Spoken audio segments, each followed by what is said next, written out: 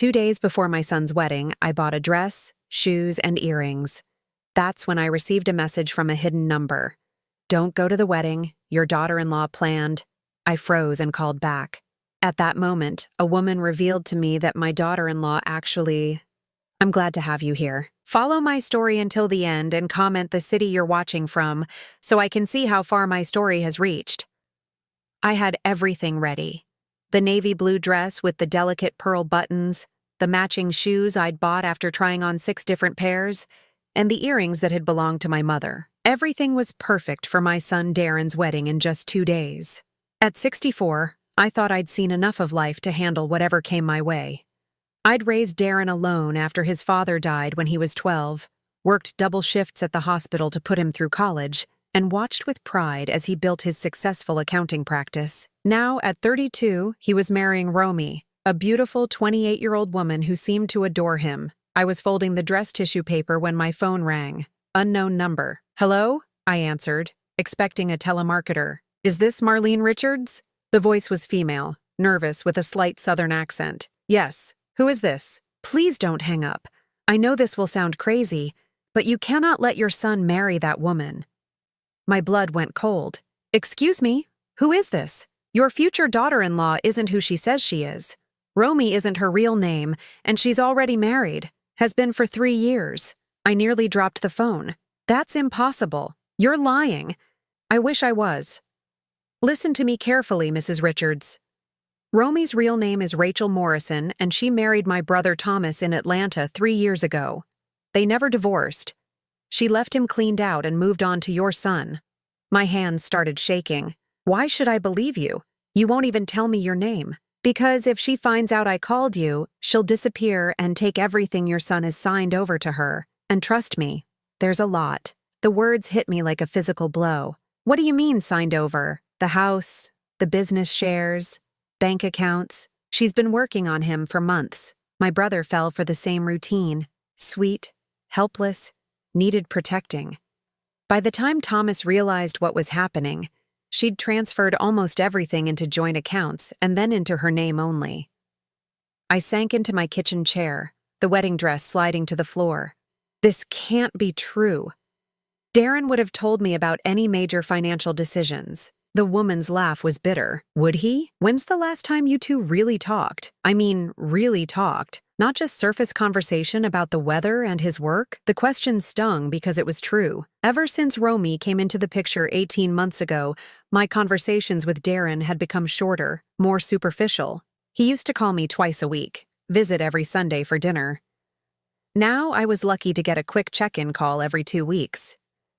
"She's been isolating him," the woman continued. "Same pattern she used with Thomas. Makes the man feel like his family doesn't understand their special connection. Suddenly, she's the only one who really gets him." I thought about the last few family gatherings. How Romy would steer conversations away from family memories, always redirecting attention to herself and her relationship with Darren. How she'd developed sudden headaches whenever I suggested one-on-one time with my son. "Even if what you're saying is true," I managed, "why call me? Why not the police?" "Because bigamy is hard to prove when she's this careful. She never technically divorced Thomas, but she also made sure there's no paper trail leading back to Atlanta. And your son won't believe it without solid proof. Thomas didn't either, not until it was too late." My mind raced. What kind of proof? Marriage certificate? Photos? Bank records?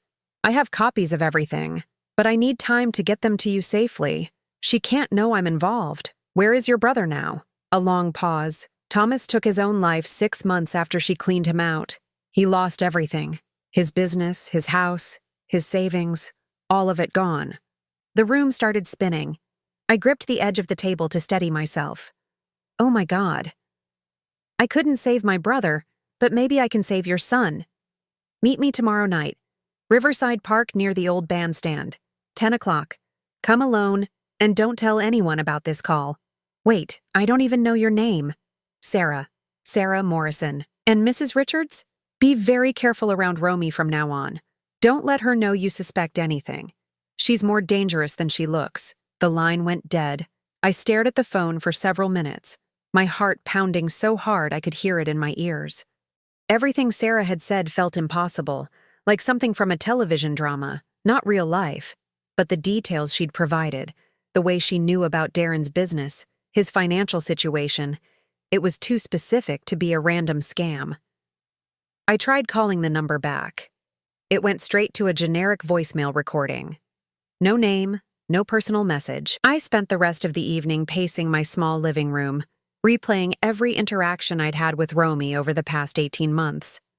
The way she'd appeared in Duran's life so suddenly, claiming to be new in town for a teaching position that I'd never been able to verify. How she always seemed to need Darren's help with everything. Her car, her apartment, her finances. The more I thought about it, the more I realized how little I actually knew about her background. She claimed to be from Tennessee, but her accent came and went. She said her parents were dead, no siblings, no close friends from her past. For someone supposedly starting fresh in a new city, she'd integrated into Darren's life with remarkable speed. I remembered the first time I'd met her, 8 months ago at Darren's birthday dinner. She'd been charming, deferential, calling me Mrs. Richards even after I'd told her to call me Marlene. She'd brought homemade brownies and complimented everything about my house. Perfect behavior for meeting the mother. Too perfect, I now realized. That night, I barely slept. Every time I closed my eyes, I heard Sarah Morrison's voice telling me about her brother's suicide. By morning, I'd made my decision. I had to know the truth, even if it meant discovering that my son was marrying a woman who could destroy him. One day before the wedding, and I was about to uncover secrets that would change everything. I spent the entire next morning trying to act normal, but every fiber of my being was screaming with anxiety. The wedding was tomorrow, and I had a meeting with Sarah Morrison that could either save my son or destroy what was left of our relationship. Darren called around noon to confirm the rehearsal dinner details. His voice sounded strained, tired in a way that made my chest tighten with worry. "Everything okay, honey?" I asked, trying to keep my tone light. "Just wedding stress, Mom. You know how it is. Romy's been pretty overwhelmed with all the last-minute details. I wanted to ask him about their finances, about any papers he might have signed recently, but I bit my tongue. Sarah's warning echoed in my mind. Don't let her know you suspect anything. Is there anything I can help with? I offered. Actually, Romy was hoping you could pick up her aunt's dress from the dry cleaner. Her aunt flew in from Nashville this morning and doesn't have a car. Another convenient relative appearing at the last minute. I'd noticed that pattern with Romy. Family members and friends who were always just out of reach, visiting briefly or living too far away to verify. Of course, what's the name on the order? Morrison. Rachel Morrison. My blood turned to ice. The name Sarah had given me as Romy's real identity. When Darren said it so casually, without any explanation about why his fiancée would have a different last name on a dry cleaning order, every doubt I'd been harboring crystallized into cold certainty. Mom, you still there? Yes, sorry, just writing down the address. My voice sounded foreign to my own ears, too high and tight. Morrison, you said? Yeah, that's her aunt's name. Rachel's picking it up for her because they have the same first name and it's easier that way. The lie was so smooth, so rehearsed. I wondered how many other small deceptions I'd overlooked, dismissed as innocent quirks or simple misunderstandings. After hanging up, I sat in my car outside the dry cleaner for 20 minutes, gathering courage. Inside, I approached the counter with shaking hands. I'm here to pick up for Morrison, I said. The teenage clerk barely looked up. First name? Rachel. She disappeared into the back and returned with a dress bag. As she handed it to me, I caught sight of the receipt stapled to the plastic. The order had been placed 6 months ago, long before any out-of-town aunt would have known about the wedding. But more damning was the credit card information at the bottom. The payment had been made with a card in the name Rachel Morrison, not Rachel's aunt's card. Romy had been using that name for months. I drove to Darren's house with my heart hammering against my ribs. He was at work, but I knew where he kept his spare key. I'd helped him buy this house 5 years ago, contributed $15,000 toward the down payment, because I wanted him to have something stable, something his own. The house felt different as I walked through it. Romy's belongings had gradually taken over every room. Expensive clothes filled the closets, designer handbags lined the shelves, and the kitchen counters were covered with high-end appliances I knew Darren couldn't afford on his accountant's salary. In the guest bedroom, where Romy sometimes stayed when she worked late at her supposed teaching job, I found what I was looking for. Hidden in the bottom drawer of the nightstand, underneath a stack of magazines, was a manila folder. My hands trembled as I opened it. Inside were documents that made my worst fears look optimistic. A marriage certificate from Fulton County, Georgia, dated 3 years ago. Rachel Morrison and Thomas Morrison. The photo showed Romy, though her hair was shorter and darker. Same green eyes, same heart-shaped face. Bank statements showing transfers from Thomas Morrison's accounts to Rachel Morrison's accounts. Hundreds of thousands of dollars moved systematically over an 18-month period.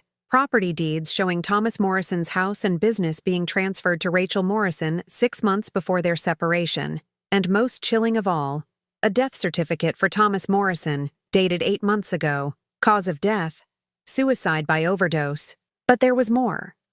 Recent documents with Darren's name. Mortgage papers showing him refinancing the house and adding Rachel Morrison as a co-owner. Bank account changes making her a joint holder with full withdrawal rights. Life insurance policies with her as the sole beneficiary. I photographed everything with my phone, my hands shaking so badly I had to take multiple shots to get clear images. The scope of the deception was breathtaking. This wasn't just bigamy. This was a calculated, systematic destruction of my son's financial life. As I was putting the documents back, I heard a car in the driveway. Panic shot through me as I recognized Romy's silver sedan. I shoved the folder back into place and rushed to the living room, grabbing the dress from the dry cleaner as my alibi. "Marlene?" Romy's voice called from the front door. "What are you doing here?" She appeared in the doorway, her blonde hair perfect despite the July heat, wearing a sundress that probably cost more than my monthly grocery budget. Her smile was bright and warm, the same expression she'd worn at every family gathering for the past 18 months. "Darren asked me to drop off your aunt's dress," I said, holding up the garment bag with hands I prayed weren't visibly shaking. "Oh, you're such a sweetheart." She moved closer, and I caught a whiff of expensive perfume. "Aunt Rachel will be so grateful. She's been so worried about having something appropriate to wear." The casualness with which she lied was terrifying. Looking at her now, knowing what I knew, I could see something cold and calculating behind those green eyes that I'd somehow missed before. "Where is your aunt staying?" I asked, testing her. "At the Marriott downtown. She's not used to traveling much, so she wanted somewhere familiar." Another smooth lie, delivered without a moment's hesitation. "I'd love to meet her before the wedding." "Oh, she's pretty shy around new people. Very private person. But maybe at the reception." Romy moved to guide me toward the door. "You should probably get going. I know you still have so much to prepare for tomorrow." As she ushered me out, I caught sight of something that made my blood run cold. On the kitchen counter was a stack of papers, and the top one was clearly a life insurance policy. I could see Darren's name and what looked like a very large number, something in the hundreds of thousands. "Marlene?" Romy's voice had an edge now. "Are you feeling all right? You look pale." I forced a smile. "Just wedding jitters, I suppose. You know how mothers are." "Of course." Her expression softened, but I noticed how her hand remained on the door handle, clearly wanting me gone. "Tomorrow will be perfect. Darren is so lucky to have a mother who cares so much." As I drove away, those words echoed in my mind with sinister undertones. I thought about Thomas Morrison, whose own family had probably said similar things right up until the day he killed himself. The meeting with Sarah Morrison couldn't come soon enough. I needed to know exactly what I was dealing with. And more importantly, I needed to figure out how to save my son from a woman who had already destroyed one family. The wedding was less than 24 hours away, and I was running out of time. Riverside Park at 10 o'clock at night was eerily quiet.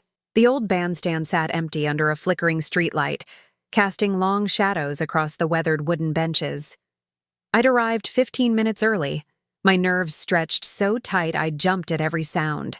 A cat rustling through bushes, distant traffic, the soft splash of something in the creek. I clutched my purse containing the photos I'd taken of the documents, evidence of a deception so elaborate it made my head spin. The wedding was in 14 hours, and I still had no idea how to stop it without destroying my relationship with Darren forever. "Mrs. Richards?" I turned to see a woman approaching from the parking area.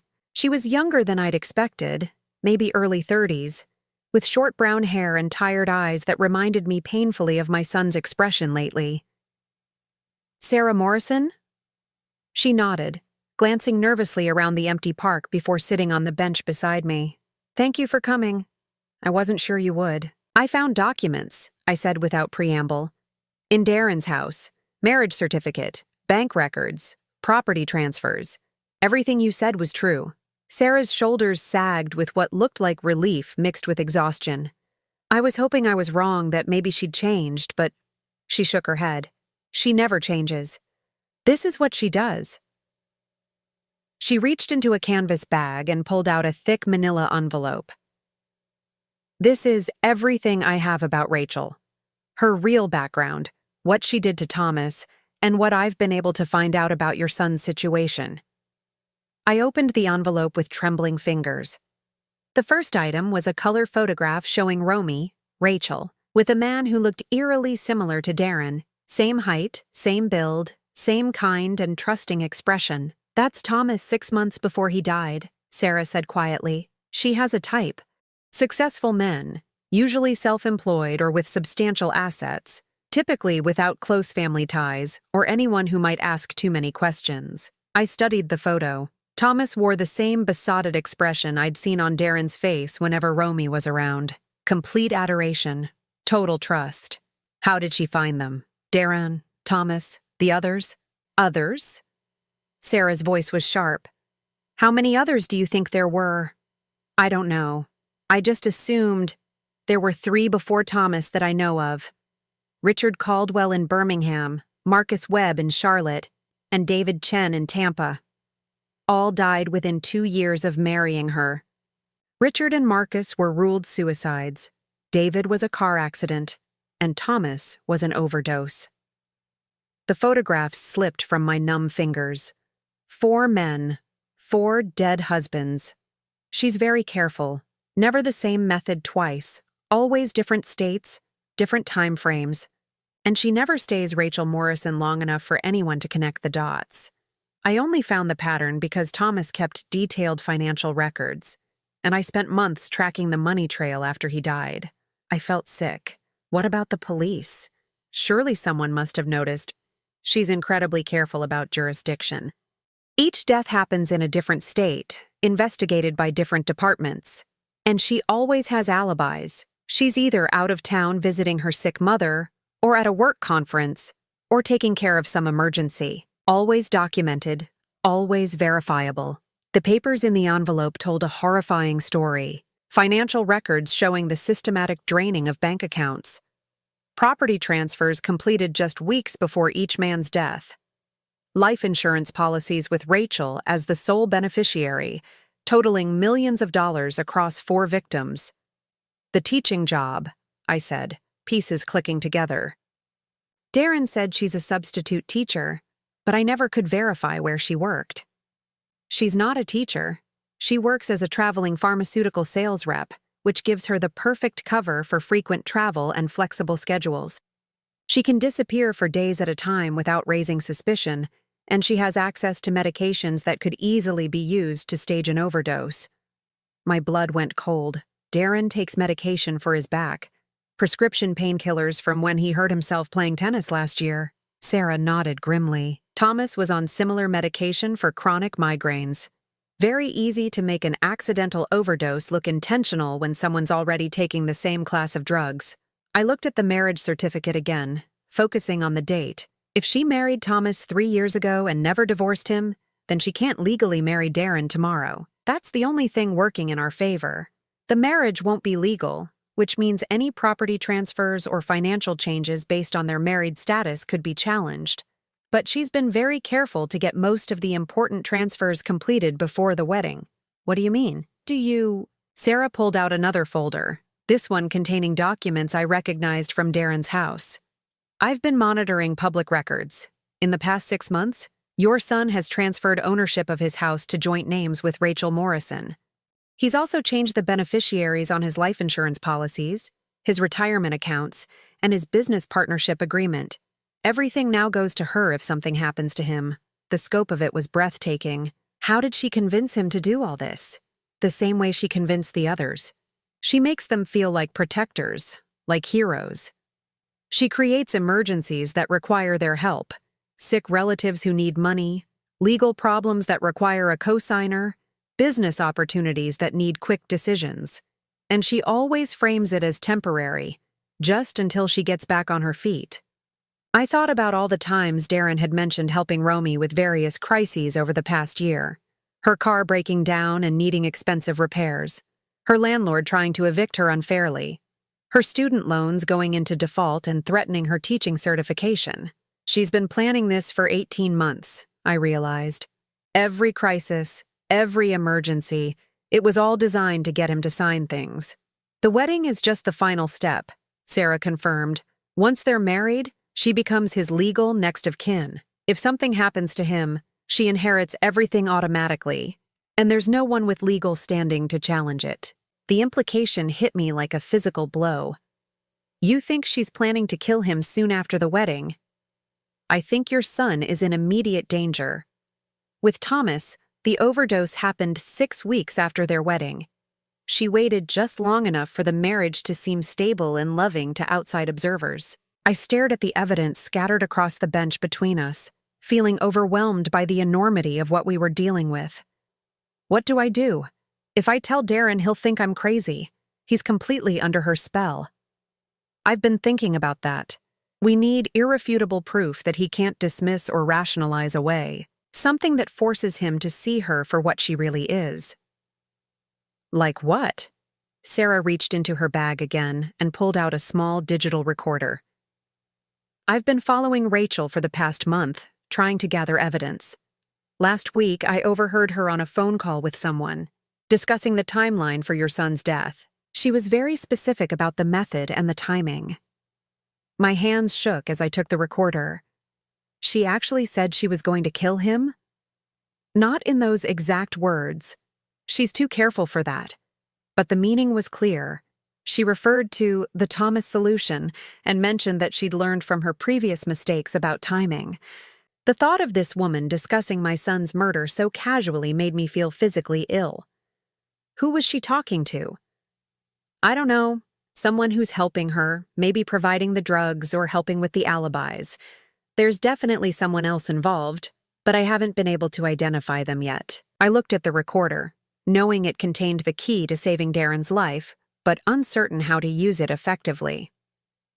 Will this be enough to convince him? It has to be. Because Mrs. Richards, if we can't stop this wedding tomorrow, your son is going to die.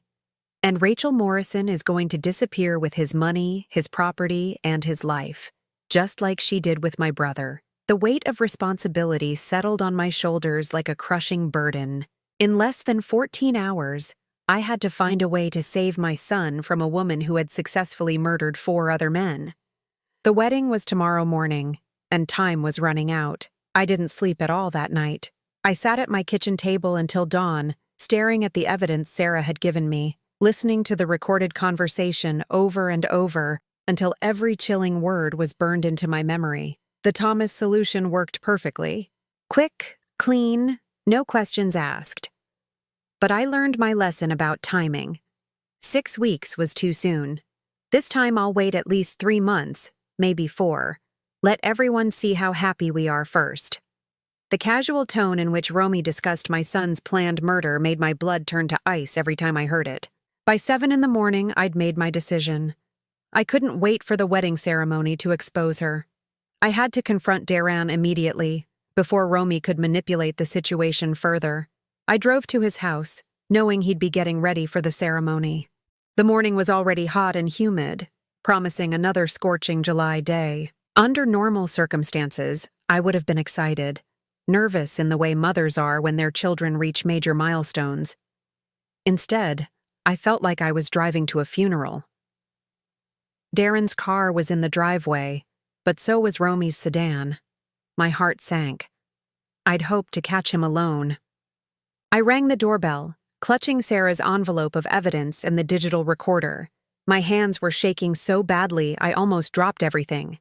Romy answered the door wearing a silk robe, her hair in curlers, looking every inch the glowing bride-to-be. Her smile was radiant and welcoming. "Marlene, you're here early. We weren't expecting anyone for another 2 hours. I need to talk to Darren. It's important." Something flickered across her expression, too quick for me to identify.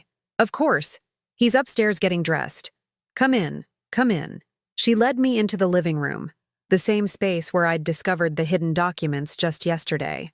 Everything looked normal, peaceful. Wedding gifts were arranged on the side table, flowers filled every vase, and soft music played from hidden speakers. "Can I get you some coffee? You look tired, honey." The endearment felt like poison coming from her lips. I wondered how many times she'd called Thomas's sister honey, or Richard's mother, or any of the other family members she'd charmed while planning their loved ones' deaths. "I just need to see Darren." "Darren!" she called up the stairs. "Your mother's here." I heard his footsteps on the hardwood floor above, then his voice drifting down. "Mom? Everything okay?" "She says it's important," Romy called back, then turned to me with that perfect smile. "Wedding day nerves, I bet. It's so sweet how much you care about him." When Darren appeared at the top of the stairs, still in his undershirt and dress pants, I felt my heart break a little. He looked so young, so happy, so completely oblivious to the danger he was in. "Mom, what's wrong? You look like you've seen a ghost." I glanced at Romy, who was watching me with those calculating green eyes. "I need to speak with you privately. Anything you need to say to me, you can say in front of Romy. We're going to be married in 5 hours. That's exactly what I need to talk to you about." I took a deep breath, knowing I was about to detonate a bomb that would change everything. "Darren, Romy is already married. She has been for 3 years." The silence that followed was deafening. Darren's face went through a series of expressions: confusion, disbelief, and then something darker. "Mom, what the hell are you talking about?" Romy's reaction was perfect, exactly what I would have expected from an innocent person falsely accused. Her face went pale, her hand flew to her throat, and she took a step backward as if I'd physically struck her. "Marlene, I don't understand. What are you saying?" I pulled out the marriage certificate, my hands still trembling. "Her real name is Rachel Morrison, and she married Thomas Morrison in Atlanta 3 years ago. They never divorced." Darren practically flew down the stairs, his face flushing red with anger. "Are you completely out of your mind?" "Look at the document," I insisted, holding it out to him. "Look at the signature. Look at the photo." He grabbed the paper, studying it with the careful eye of an accountant. I watched his expression change as he recognized Romy's face in the wedding photo, even with the different hair color. "This is obviously fake," he said, but his voice lacked conviction. "Someone photoshopped this to mess with us. There's more." I pulled out the bank records, the property transfers, the death certificate. Thomas Morrison died 8 months ago. Suicide, after she drained his accounts and took everything he owned. Romy was crying now, perfect tears streaming down her cheeks. "I can't believe you're doing this. On our wedding day. How could you be so cruel?" "Because she's done this before," I pressed on, despite seeing the doubt and anger growing in Darren's eyes. 4 other men, Darren. 4 other marriages. 4 other deaths. She's a killer. "Stop it!" Darren's voice cracked like a whip. "Just stop it right now. I don't know what kind of sick joke this is, but listen to this." I fumbled with the digital recorder, my fingers clumsy with adrenaline. Sarah Morrison recorded this conversation. Listen to her talk about the Thomas solution. Listen to her plan your death. The recording crackled to life, Romy's voice clear and unmistakable as she discussed timing and methods with her unknown accomplice. The words hung in the air like poison. Darren went completely still, his face drained of all color as he listened to the woman he loved casually planning his murder. When the recording ended, the silence was suffocating. Romy had stopped crying. Her expression had changed completely, the mask of innocent shock falling away to reveal something cold and calculating.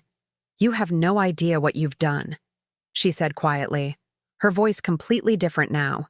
Gone was the sweet, slightly vulnerable tone she always used. This voice was flat, emotionless, deadly. Darren looked between us, his world crashing down around him. "Romy? What? What is this?" She laughed, a sound devoid of any warmth. "Your mother is a very persistent woman, Darren. Much more so than Thomas's family was." The casual admission hit him like a physical blow.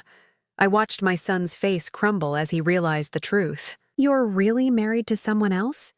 "Was married. Thomas is dead now, so technically I'm a widow." She moved toward the kitchen, her movements fluid and purposeful. "Though I suppose bigamy charges could still be filed if someone were vindictive enough." "The bank accounts," Darren said, his voice hollow. "The house, the insurance policies. You made me sign everything over to you. I made you sign papers to protect our future together." Her tone was patient, almost condescending. "Everything I did was for us. By planning to kill me?" She shrugged, reaching into her purse. "Eventually, though I was going to wait longer this time. I really do care about you, Darren. More than the others." The casual way she discussed his planned murder was more terrifying than any threat. I realized we were dealing with someone completely without conscience, someone who viewed murder as simply another business transaction. "We need to call the police," I said, reaching for my phone. "I wouldn't do that if I were you." The voice came from behind us. I turned to see a man I didn't recognize standing in the doorway. Tall, thin, wearing a paramedic's uniform. He was holding a syringe filled with clear liquid. "Romy, we need to go. Now." She nodded calmly. "Michael's right. This has gotten too complicated." I realized with growing horror that we were trapped. The accomplice from the phone call was here, and they had obviously planned for the possibility of exposure. "You're not going anywhere," Darren said, finding his voice. But I could see the fear in his eyes as he looked at the syringe. "Actually, we are." Romy's smile was sharp as a blade. "But don't worry, this will all be over soon." The wedding was supposed to start in 4 hours, but I had the sinking feeling that none of us would live to see it. The man with the syringe, Michael, moved closer, and I could see the paramedic badge on his uniform was real. My blood turned cold as I realized how perfectly they'd planned this. Who would question a paramedic responding to an emergency call? 2 overdoses in one house, Romy said conversationally, as if discussing the weather. A mother and son, overcome with stress about the wedding. Such a tragedy. The bride will be devastated, of course. But these things happen. Darren stepped protectively in front of me, but I could see his hands shaking. "You won't get away with this. People know Mom came here this morning." "Actually, no one knows that," Michael said in a calm, professional tone. "Your mother called the house phone 20 minutes ago, upset and threatening to expose some imaginary scandal. She was clearly having a mental breakdown. Romy tried to calm her down, but when she arrived here, she became violent and dangerous. The scenario was horrifyingly plausible. I realized they'd been planning contingencies all along, ready to adapt their murder plot if anything went wrong. The syringe contains a mixture of fentanyl and midazolam, Romy explained clinically. Very quick, very peaceful. And given your mother's recent erratic behavior, everyone will assume she gave it to you first, then took it herself. A murder-suicide brought on by psychotic break. I thought about Sarah Morrison waiting somewhere for my call, about the evidence scattered across my kitchen table, about all the family members of Romy's previous victims who deserved justice. If we died here, she would disappear again, find another victim, and the cycle would continue. "The recording," I said desperately. "Sarah Morrison has copies of everything. Even if you kill us, she'll go to the police." Romy's smile didn't waver. "Sarah Morrison died in a car accident 3 days ago. Tragic timing, really. She was so distraught about her brother's anniversary that she wasn't paying attention to the road." The words hit me like a physical blow. Sarah, who had risked everything to warn me, who had spent months gathering evidence against this monster, was dead, and I was probably the only person left who knew the truth.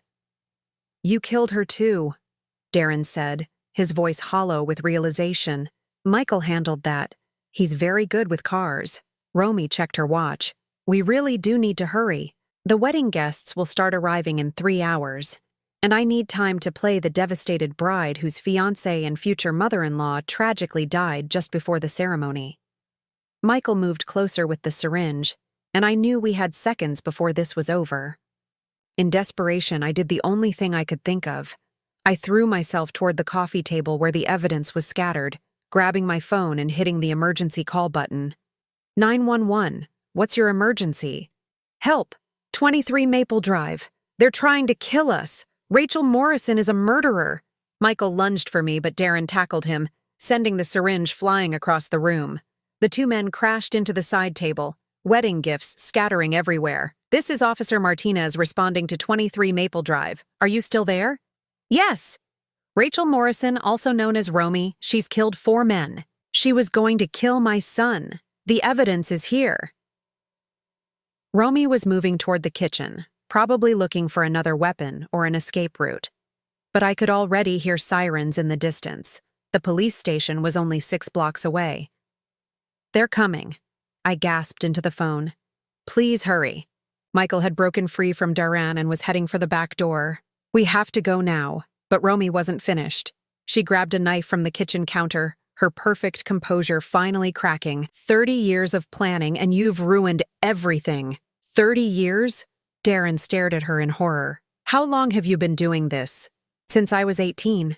Richard Caldwell was my first. I was just a kid then, didn't know what I was doing. But I learned. I got better." Her eyes were wild now, all pretense of sanity gone. "Do you have any idea how much money I've accumulated? How many properties, how many investments? I built an empire." The sirens were getting louder. Michael was frantically motioning for her to follow him, but she seemed frozen by rage and frustration. "It should have been perfect," she continued, advancing on us with the knife. "You were supposed to be so easy, Darren. Lonely, successful, trusting, just like all the others." "The others," I repeated, keeping my voice steady despite my terror. "How many others were there really?" 12, she said with pride. 12 perfect murders across 15 states, millions of dollars in assets. I could have retired after this one, disappeared to somewhere with no extradition treaties. 12 men, 12 families destroyed. The scope of her crimes was staggering.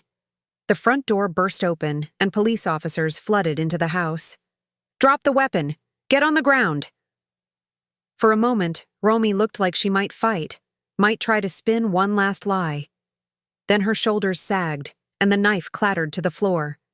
"Rachel Morrison, you're under arrest for the murder of Thomas Morrison and conspiracy to commit murder." As they cuffed her, she looked directly at me with those cold green eyes. "You have no idea what you've cost me." "I know exactly what I've cost you," I replied. "My son's life." Michael was caught trying to escape through the backyard. His paramedic uniform and medical supplies made for damning evidence, especially when combined with the recording and documents I'd provided. As the police led them away, Darren and I stood in his living room, surrounded by the debris of what should have been his wedding day. The flowers still filled every vase, the wedding gifts were scattered across the floor, and somewhere upstairs, his tuxedo hung waiting for a ceremony that would never happen.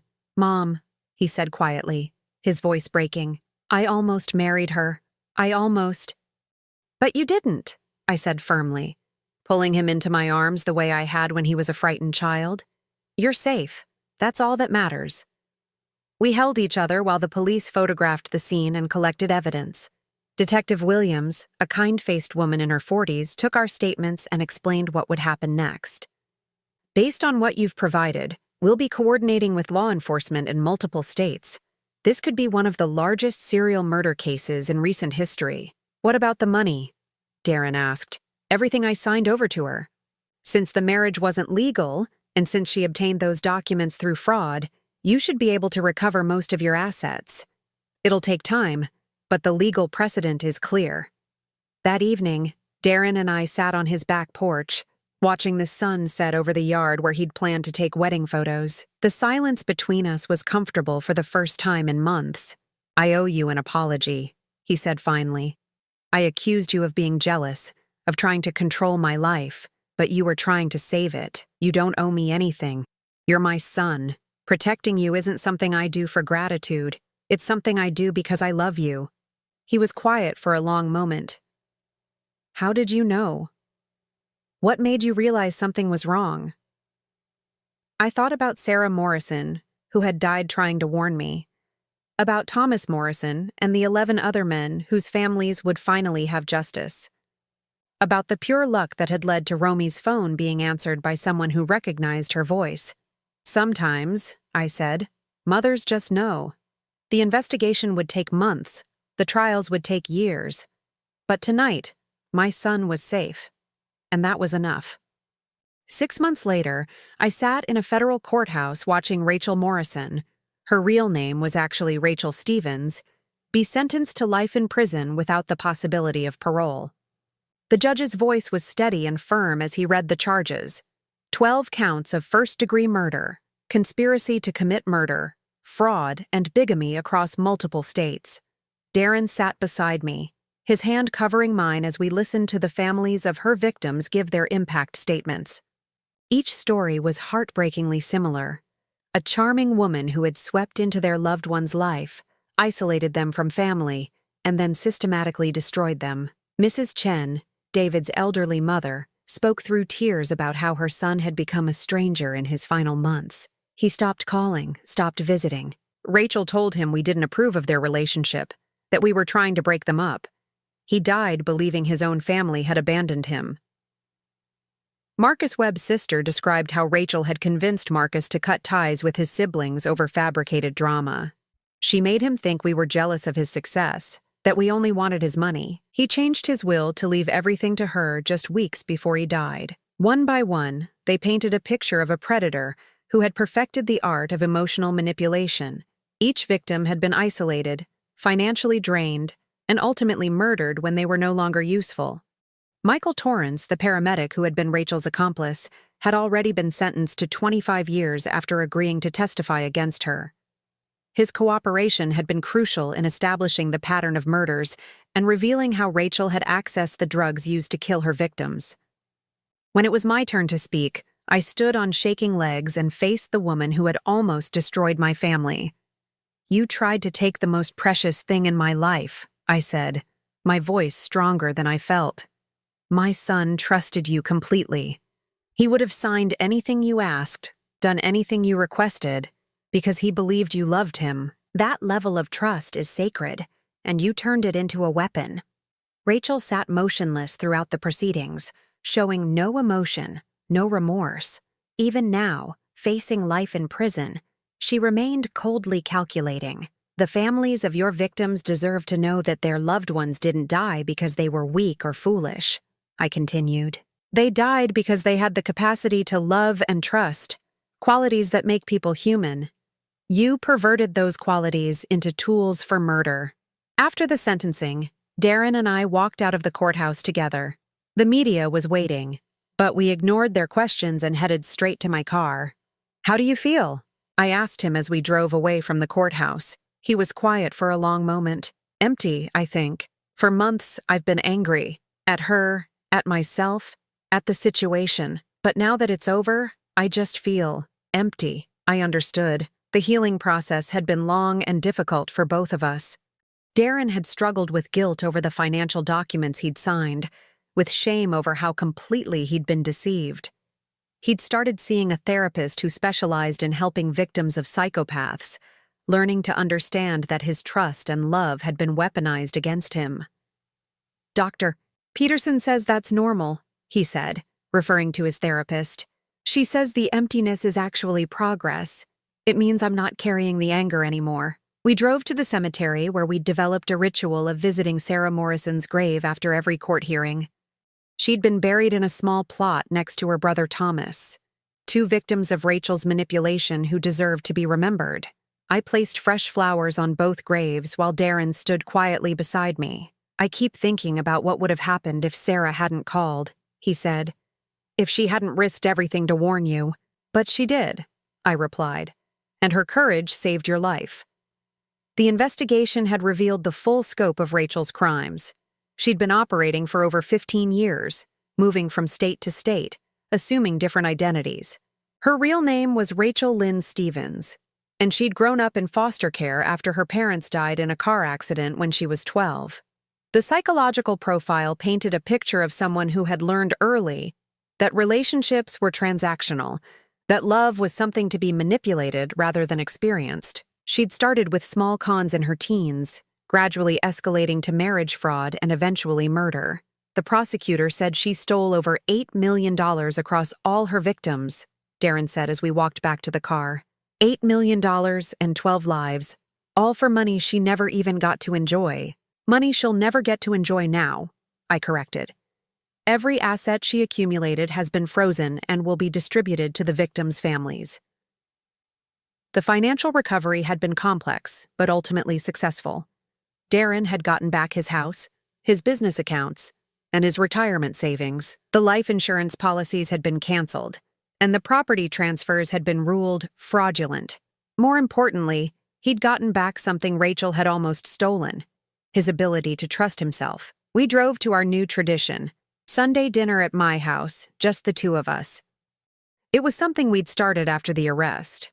A way to rebuild the relationship that Rachel had systematically tried to destroy. I've been thinking about dating again, Darren said as I put the roast in the oven. I tried to keep my expression neutral, but he must have seen something in my face because he laughed. The first genuine laugh I'd heard from him in months.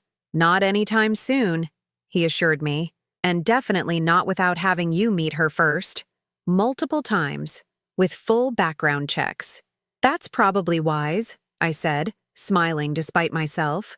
Dr. Peterson says I need to learn to trust my instincts again. She says the fact that I ignored the red flags with Rachel doesn't mean I can't recognize them in the future. I just need to listen to that little voice instead of dismissing it. We spent the afternoon cooking together, talking about his therapy sessions, his work, his plans for the future. For the first time since this nightmare began, he seemed like himself again. My son, not the hollow-eyed stranger Rachel had turned him into. As evening approached, we sat on my back porch with glasses of iced tea, watching the sunset paint the sky in shades of orange and pink. Mom, Darren said quietly, I never thanked you properly. For what? For not giving up on me, even when I was horrible to you. Even when I accused you of trying to ruin my happiness. You kept fighting for me. I reached over and squeezed his hand. That's what mothers do. Not all mothers. Some of Rachel's victims had family members who tried to warn them, but they gave up when they were rejected. You didn't give up. I thought about all the sleepless nights, all the moments when I doubted myself, wondered if I was truly saving him or destroying our relationship forever. I almost did, I admitted. There were times when I thought maybe I should just let you make your own mistakes even if they destroyed you. What stopped you? I looked at my son, 32 years old, successful, kind, trusting, and remembered the little boy who used to crawl into my bed during thunderstorms, who believed his mother could protect him from any monster. Because some mistakes you don't get to recover from, I said. And because I realized that sometimes protecting someone means being willing to have them hate you. We sat in comfortable silence as the stars began to appear in the darkening sky. The nightmare was over. Rachel Stevens would spend the rest of her life in prison, unable to hurt anyone else. The other victims' families had closure, and my son was alive, safe, and gradually healing. I love you, Mom, Darren said suddenly. I love you too, sweetheart. It had taken almost losing him to understand that a mother's greatest victory isn't being liked or approved of. It's being trusted to do whatever it takes to keep her child safe, even when that child can't see the danger. 6 months ago, I'd thought I was going to watch my son marry a woman who planned to murder him. Tonight, I was watching him reclaim his life and his future. Some battles are worth fighting, no matter the cost. Now I'm curious about you who listened to my story. What would you do if you were in my place? Have you ever been through something similar? Comment below. And meanwhile, I'm leaving on the final screen 2 other stories that are channel favorites. And they will definitely surprise you. Thank you for watching until here.